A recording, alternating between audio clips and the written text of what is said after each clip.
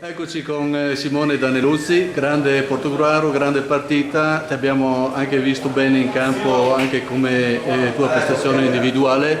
Cosa hai da dire su questo risultato? No, niente, era un risultato che ci sta secondo me assolutamente. Siamo entrati con quella cattiveria che forse ultimamente c'era un po' mancata. Abbiamo preso questi 3 punti fondamentali e adesso speriamo di far bene anche le prossime partite in modo da salvarci il prima possibile. Insomma. Una partita che si è decisa nel primo tempo e molto probabilmente la cattiveria che ci avete messo voi è stata un pizzico più superiore a quella dell'avversario oggi. Sì, assolutamente. E come ti vedi nelle ultime 3 partite?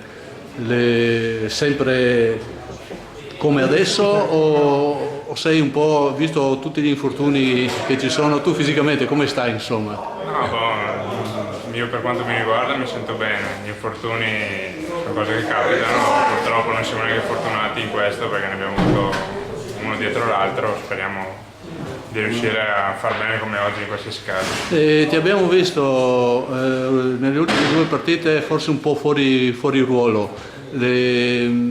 Oggi hai giocato nella tua posizione normale di campo?